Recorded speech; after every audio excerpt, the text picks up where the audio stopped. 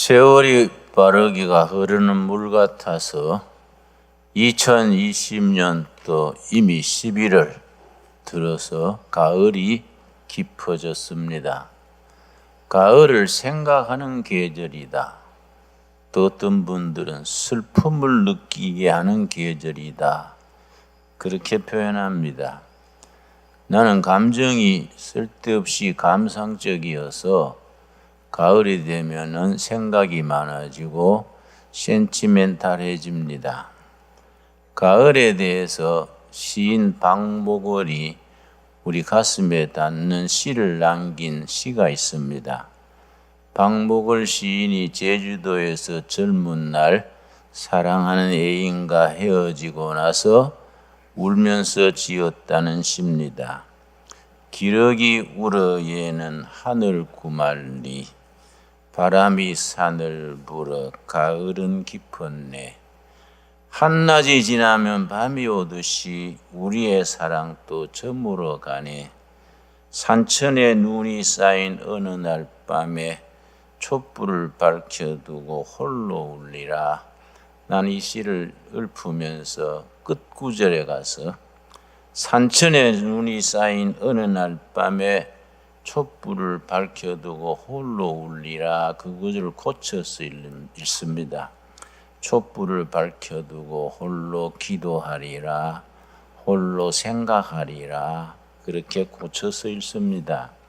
히브리서 3장 1절 말씀 우리 찾겠습니다.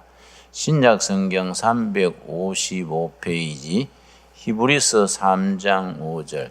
히브리서는 우리의 대제사장 되시는 예수님을 주제로 신약과 구약을 합쳐놓은 대단히 중요한 책입니다.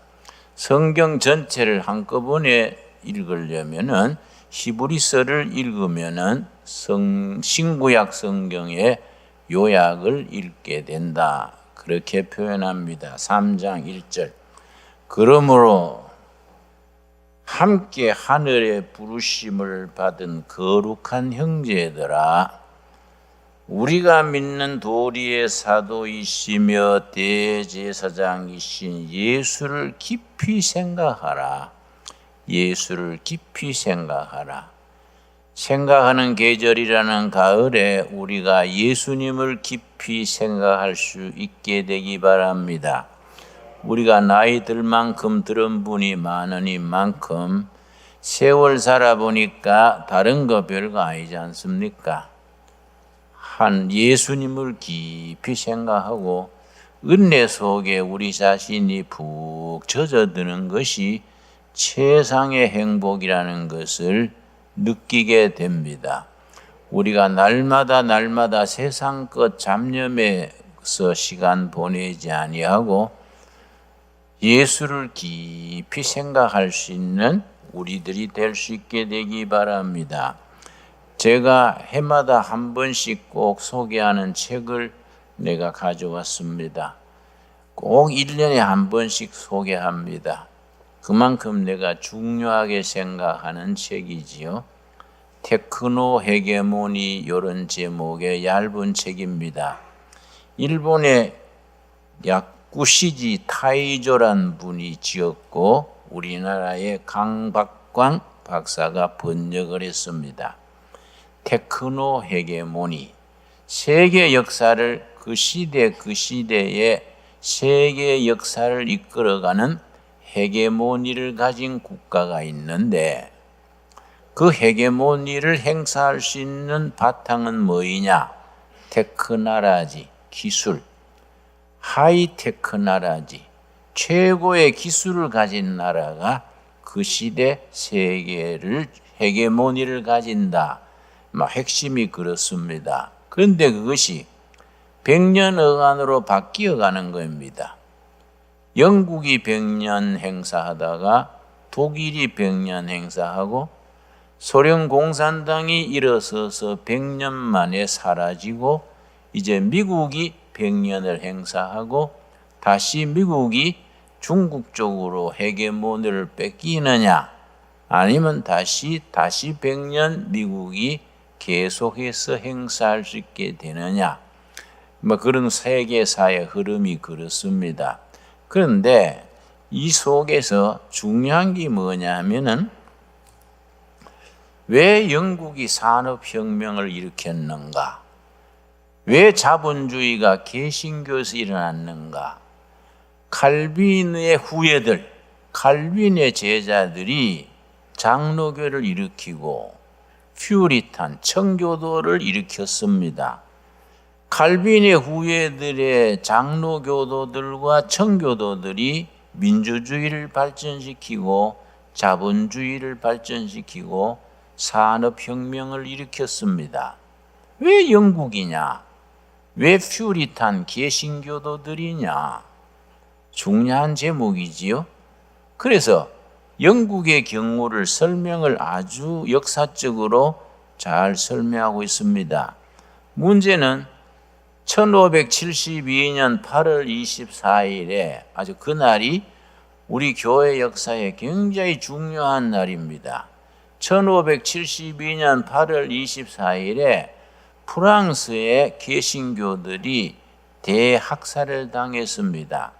500년 전에 종교개혁 운동이 일어났을 때에 독일의 개신교도들을 루터란이라 그러고 스위스의 개신교도들을 칼비니스트라고 부르고 영국으로 건너간 개신교 종교개혁 운동에 앞장섰던 분들을 퓨리탄, 청교도들이라고 불렀는데 프랑스의 개신교도들을 유구노라고 해요. 유구노. 한 100만 명 가까이 증가했습니다.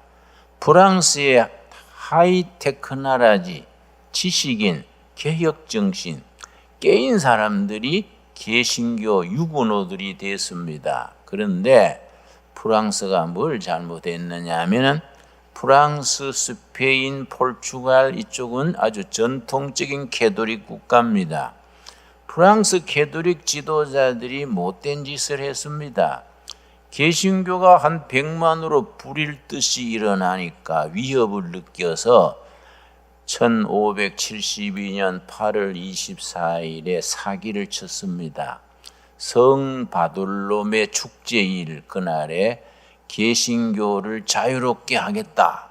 축제를 벌리자. 이래가지고 우리나라라면 서울 여의도 광장 같은데 전부 개신교도들이 모이게 했습니다. 축제 벌리고 개신교 신앙의 자유를 공포해 준다고. 그런 내용을 모르는 개신교들이 광장에 모였습니다. 군인들이 뺑 돌아서서 다 칼로 찔러 죽였습니다. 그날 죽은 사람이 현장에서 한 7,000명 된다 그럽니다. 그 뒤로 1년 동안에 전국의 개신교 신도 유구노들을 한 7만 명가량 7, 8만 명을 캐톨릭 교도들이 학살을 했습니다. 유명한 성 바돌롬의 축제일 학살이라 그럽니다. 자, 이게 이제 문제가 됐습니다. 왜냐? 개신교들이 깨인 사람들이고 하이테크 나라지를 가진 사람들이고 뭔가 개혁 정신을 가진 사람들인데 그렇게 떼죽음을 당하니까 해외로 이제 도피를 합니다. 망명을 하게 됩니다. 그때 개신교 국가인 영국이 참 잘했습니다. 그 소문을 듣고 좋다. 프랑스에 깨인 사람들, 개신교 유구노들이 도망갈 데가 없으니까 우리가 무제한 받아들이자. 그래서 배를 보내가지고 프랑스에서 도망가는 유구노들을 전부 맞아들여서 생활비를 대주고 연구할 사람들은 연구비를 대주고 사업할 사람들은 사업 자금을 대주었습니다. 거기서 뭐 일어났느냐? 그때 가장 첨단 무기가 나라마다 연구하던 무기가 구리대포. 구리대포를 어떻게 철제대포로 바꾸느냐. 그 기술이 없어가지고 나라마다 그걸 연구했습니다.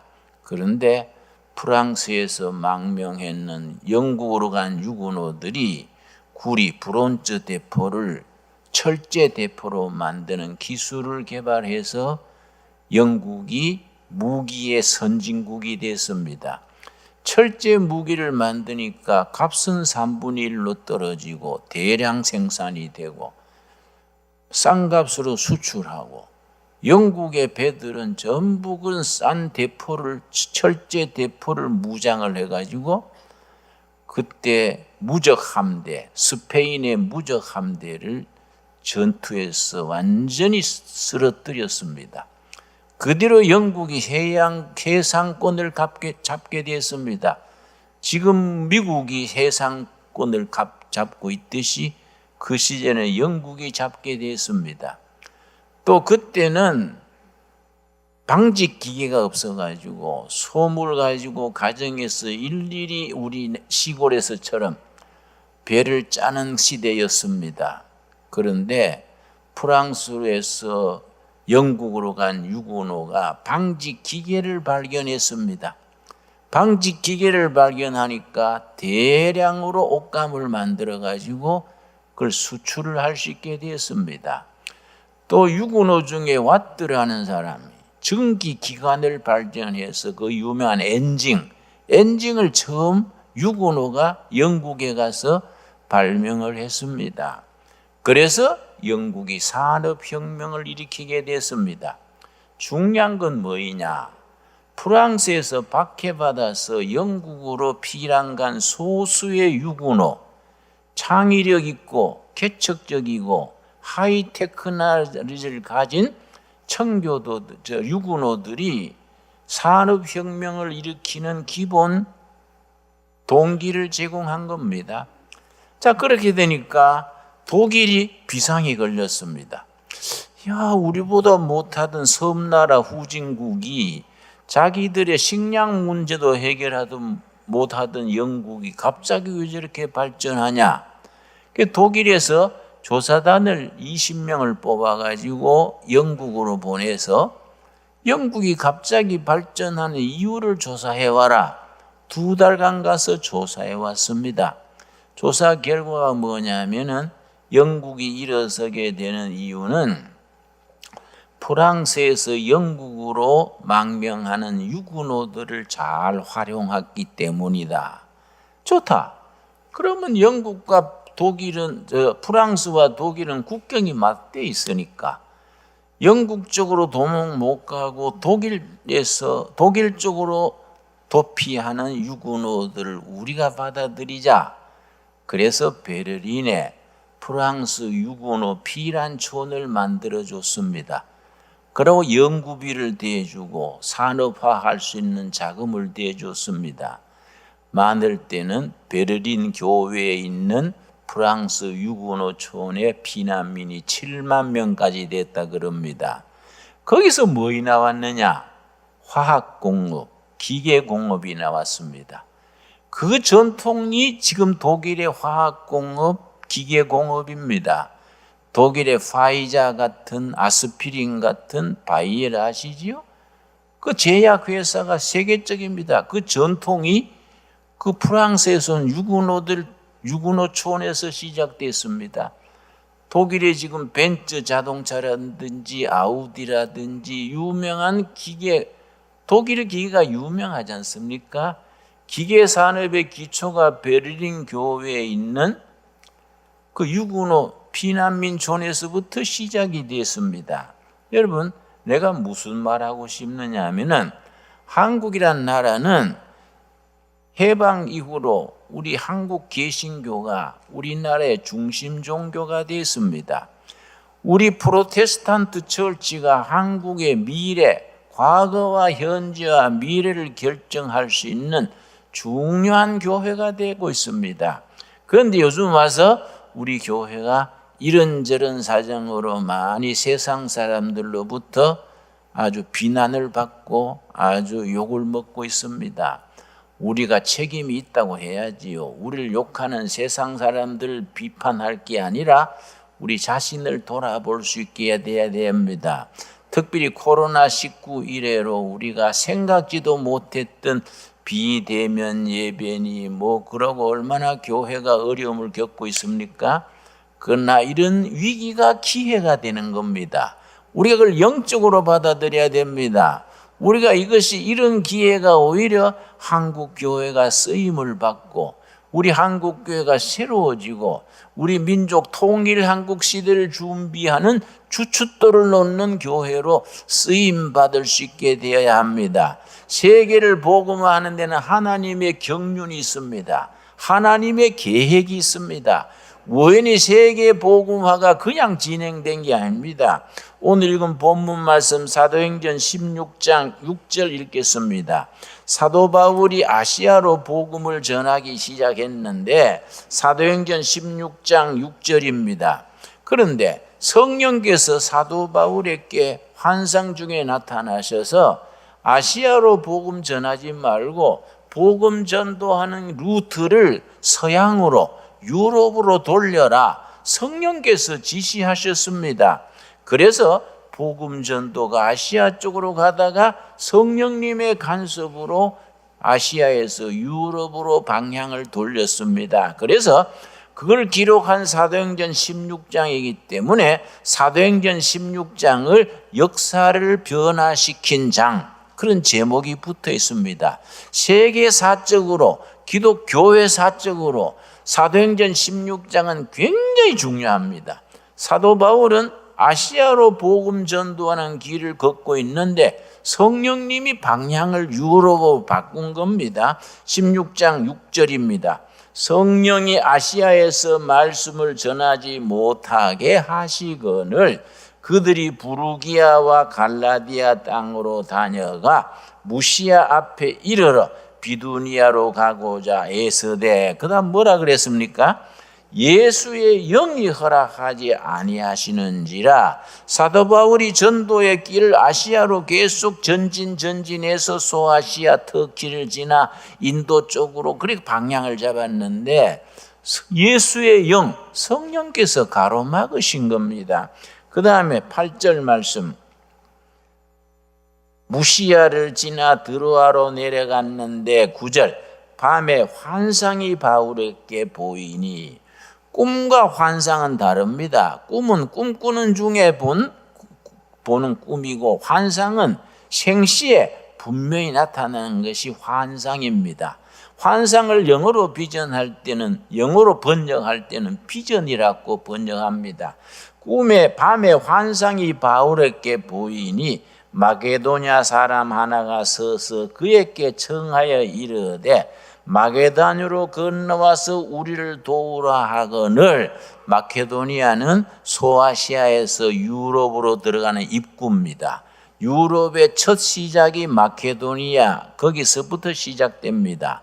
성령께서 환상 중에 나타나서 아시아에서 복음 전도하고 있는데 우리 마케도니아로 와서 우리 영혼을 구원해달라. 환상 중에 나타났습니다. 10절 말씀이 역사를 바뀌게 하는 바울의 선택입니다. 바울이 그 환상을 보았을 때 우리가 곧 마케도냐로 떠나기를 힘쓰니 이는 하나님이 저 사람들에게 복음을 전하라고 우리를 부르신 줄로 인정함이니라. 그 환상이 하나님께서 섭리 중에 하나님의 경륜 중에 직접 보여주시는 환상이라고 믿고 방향을 돌렸습니다. 그래서 소아시아에서 유럽으로 건너갔는데 그 바다를 우리나라 일본 우리 사이의 현해탄 같은 바다를 건너 유럽으로 갔는데 유럽으로 갔는 첫 도시가 빌립보입니다. 빌립보에서 누구를 만났습니까? 우물터에 나가서 전도를 했는데 빨래터에서 빨래하던 여인 한 명이 복음을 받아들였습니다. 그 구원사님, 요즘 말하면 구원사님이지요. 루디아입니다. 루디아.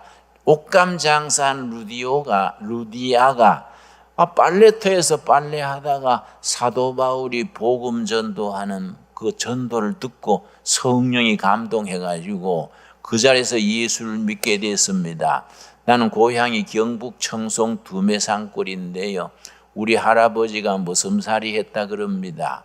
이 총각 머슴이 여름에 논에서 논을 매는데 지나가던 선교사가요 농가에 서가지고 여보 청년 급한 일 이수다 빨리 나오시오. 그러니까 서양 사람이 급하다니까 논 매다가 이 모습이 놀래가지고 나와서 서양 어른 뭐이 급하요 하니까 당신 예수 믿으시오. 이런 거예요. 그리고 할아버지가 화가 나가지고 주먹을 쥐고 이놈의 코제이가 맞을락 하나 하고 주먹을 들어 올리니까 선교사님이 당신 날 때리는 거는 천천히 때려도 되고 내 말 들어보시오. 당신 영혼이 급하요. 당신이 지금 지옥 가고 있는데 논 맨다고 돼요? 거기서 뭐 서양 사람이 말을 제대로 했겠습니까? 뜨덤뜨 했는데 거기서 만문이 열려서 성령을 받아들여 가지고 예수 믿기로 된 겁니다. 여러분 그 성령의 역사가 있는 겁니다. 루디아가 뭐 사도 바울이 그 뭐 이웃 나라 가가지고 뭐 웅변을 했겠습니까? 빨래터에 빨래하면서 바울의 전도를 듣고 예수님을 영접하고 감동해가지고 바울을 자기 집으로 모셔가지고 선생님 우리 집에 계시면서 전도하시고 우리 집을 교회로 씁시다. 그래서 루디아의 집이 빌립보 교회가 됐습니다. 얼마나 역사란 것이 참 변화무쌍합니까? 그래서 로마가 기독교화되고 로마에서부터 영국으로 건너갔다가 청교도들이 영국에서 미국으로 건너가서 미국을 건국하고 미국 선교사들이 20세기 초에 한국으로 건너와가지고 한국이 복음화가 된 겁니다. 여러분 한국교회가 왜 중요한지 아십니까? 한국교회는 아시아에서 처음 성공한 교회입니다. 아시아에서 한국교회가 처음 성공한 교회가 됐다는 것은 앞으로 예수 아시아 복음화에 하나님께서 한국교회를 사용하시려는 섭리와 하나님의 경륜이 있는 줄로 믿습니다. 우리가 그런 믿음을 가져야 됩니다. 요즘 교회가 좀 주춤하고 비판받고 그런다고 해가지고 우리가 기주고 움츠러들면 안 돼요. 이런 기회에 우리가 회개할 건 회개하고 고칠 건 고치고 다시 분발해서 바닥에서부터 다시 시작해야 됩니다.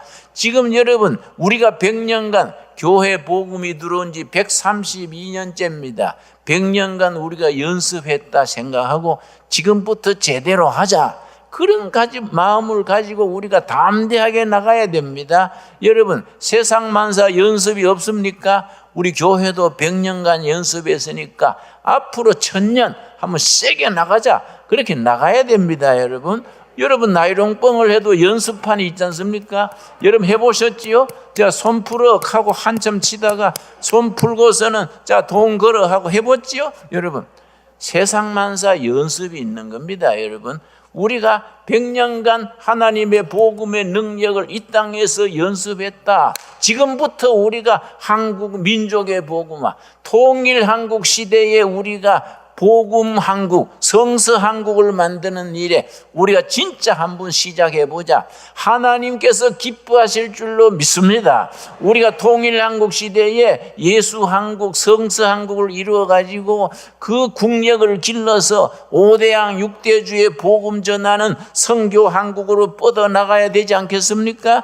얼마나 중요합니까? 그 일에 우리가 사도행전 16장을 읽으면서 오늘 이 시대에 하나님께서 우리를 통해서 역사하신다는 그런 섭리를 확신을 가지고 믿어야 됩니다. 여러분 에베소서 1장 보겠습니다. 에베소서 1장에 보면은 하나님께서 세계를 복음화하고 구원의 역사를 일으키시는데 하나님의 섭리가 있습니다. 하나님의 경륜이 있습니다. 그 하나님의 경륜을 우리를 통해서 교회를 통해서 이 땅에 펼쳐 나가십니다.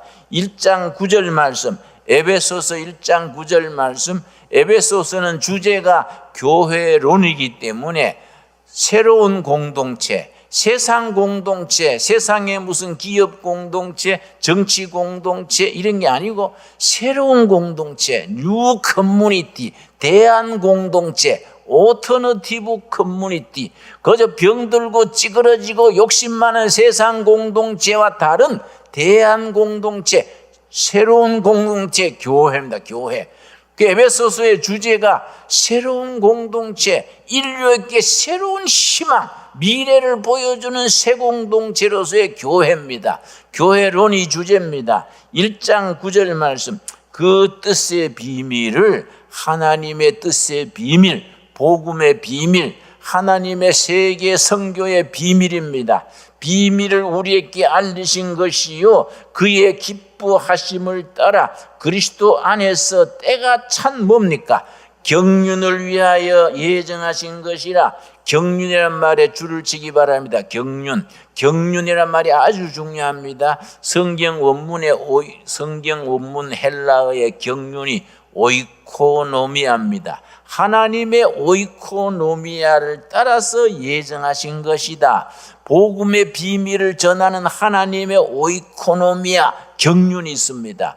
오이코노미아, 이런 단어를 아주 합성어라고 합니다. 합성어라는 말은 두 단어 이상이 합쳐져서 한 단어가 됐을 때 합성어라 그럽니다.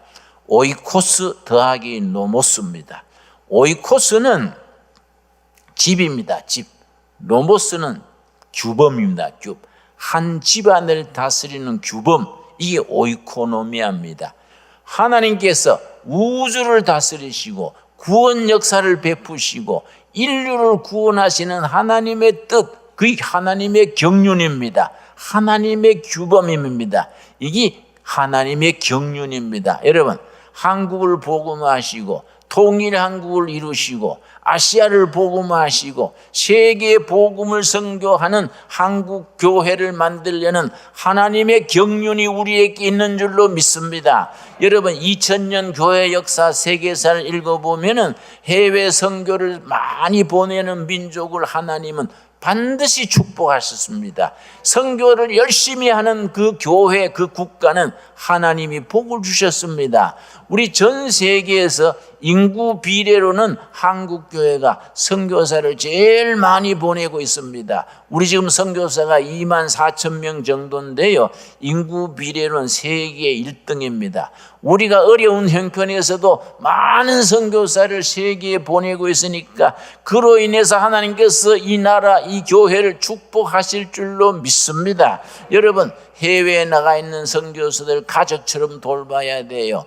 내가 아프리카 선교사들 모임에서 내가 집회를 인도했는데 부부가 왔는데요, 남편하고 어머니가 온 것 같아요. 부인이 뭐 이빨이 다 빠지고 늙은 할머니 같아서 사모님은 안 오시고 어머님하고 왔습니까? 그랬더니 아니에요, 제 아내예요. 그래서 내가 아이고 죄송합니다. 그런데 왜 팍 늙었습니까? 갈 수도 없고 우물물했더니 내가 이빨도 없고 그렇다고 그러시지요. 내가 풍토병에 걸려가지고 이빨 전부 다 빠져가지고 할머니처럼 보이지요. 속은 쌩쌩합니다. 그래요. 여러분, 선교지에서 사모가 이빨이 다 빠져버린 거예요. 그래서 목숨 걸고 일하는 거예요.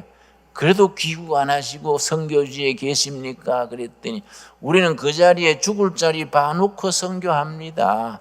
우리는 없으면 금식을 한 줄 알고 굶고 있으면 갈라 먹고 그렇게 거기서 죽으려 그럽니다. 내가 감동받았어요. 그런 선교사들이 지금 5대양 6대주에 24,000명이 나가 있는 겁니다. 여러분, 거기 이 시대에 하나님이 한국교회를 쓰시는 겁니다. 그들 우리가 잘 뒷바라지 해줘야 됩니다. 그런데 코로나가 와가지고 교인들이 적게 하고 헌금이 주니까 아이고 제일 먼저 끊는 게 뭔지 아십니까? 해외 선교비를 끊어요. 해외 선교비를. 해외 선교사가 나가가지고 선교하다가 본국에서 코로나 때문에 헌금 안 들어온다고 선교비를 끊으면 어떻게 됩니까? 이거 완전히 공중에 떠버리는 거이지요. 우리가 회개해야 됩니다. 우리가 못 먹어도 선교사들은 보내야 됩니다. 안 그렇습니까? 여러분, 하나님께서 한국 교회를 통해서 이 시대 세계 복음화에 새로운 기독교를 일으키는 하나님의 경륜, 하나님의 섭리, 하나님의 계획이 있는 줄로 믿습니다. 그래서 그 사명을 잘 감당할 때에 하나님께서 우리 교회를 사용하셔서 우리 민족을 위대하게 하십니다. 여러분, 우리 통일이 돼야 되지 않겠습니까? 북한 동포들은요, 예수 믿는 것 때문에 10만 명 이상이 강제 수용소에 살고 있습니다. 그들을 해방시켜야 되지 않겠습니까? 그 누가 해방시킵니까? 우리가 기도하고 부르짖으면은 우리 기도가 하늘 보좌에 닿아서 하늘 보좌를 움직이게 될 줄로 믿습니다. 여러분, 요한계시록에 뭐라 그랬습니까? 요한계시록에 하나님 보좌 앞에 금 항아리가 있습니다. 금 항아리에 땅에서 올라오는 기도가 차근차근 쌓이는데, 항아리에 기도가 가득 차게 되면 하나님이 지상에 역사하신다고 요한계시록에 분명히 말하고 있습니다. 우리가 통일 한국을 위해서, 이 나라의 진정한 자유민주주의 위해서, 좋은 나라 좋은 교회 쓰임받는 교회를 위해서 기도해야 됩니다. 우리가 새벽제단 쌓고 가정제단 쌓고 산기도하고 금식하고 열심히 기도해야 됩니다. 우리 기도가 하늘 보좌 앞에 있는 금 항아리에 가득 차게 됐을 때에 하나님께서 응답하셔서 통일도 되게 하시고, 북한 성도들 해방되게 하시고, 한국교회를 새롭게 하시고,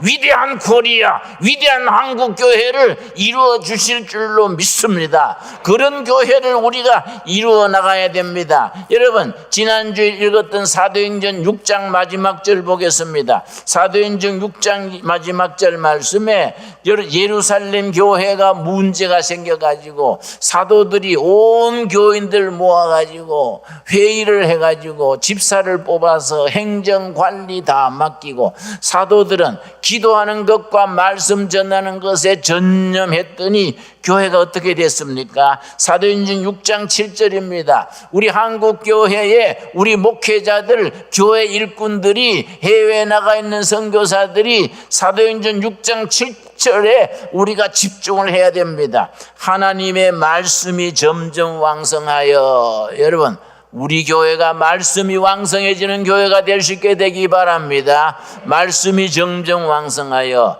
말씀이 빠지면 뭐가 왕성해집니까? 불평, 불만이 왕성해지는 겁니다. 말씀 빠지고 기도가 불 꺼지면은 사람의 냄새가 왕성해지고 불평, 불만이 왕성해집니다. 옛날에 겪어 보셨지 않습니까? 옛날 다 우리가 경험해 본 거 아니겠습니까? 말씀이 점점 왕성하여 예루살렘에 있는 성도의 제자의 수가 더 심히 많아지고, 세 번째 뭐라 그랬습니까?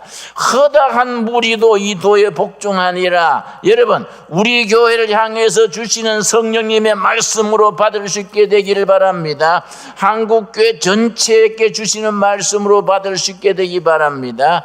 아까 읽은 사도행전 16장 말씀 되돌아오겠습니다. 사도행전 16장 5절 말씀, 교회가 시험과 환난을 겪으면서 교회가 온갖 핍박 속에서 교회가 어떻게 자리를 잡아갑니까? 사도행전 16장 5절 말씀 우리 한번 같이 읽겠습니다. 이에 여러 교회가 믿음이 더 굳건해지고 수가 날마다 늘어가니라. 여러분, 핍박과 어려움 중에서 믿음이 더 굳건해지고 나무가 뿌리를 깊이 내리듯이 우리 성도들의 심령마다, 가정마다, 부서마다 믿음의 뿌리가 굳건히 내리고 교회의 수가 날마다 더해지니라. 말씀 그대로 우리에게 주시는 말씀으로 받을 수 있게 되기를 바랍니다. 이 말씀을 우리에게 주시는 살아계신 하나님의 살아있는 말씀으로 받을 수 있게 되기 바랍니다. 여러분, 믿음대로 된다 그랬습니다. 우리 믿읍시다. 너희 믿음대로 될지어다. 큰 믿음에는 크게 주시고 적은 믿음은 적게 주시고 믿는 대로 될지어다. 아멘 하고 우리가 큰 믿음, 가슴을 펴고 우리가 입을 크게 벌려서 우리가 믿음을 하나를 향해서 선포함으로써 부르짖어서 응답받게 되기 바랍니다. 끝으로 우리 예레미야 33장 2절 3절 같이 찾겠습니다.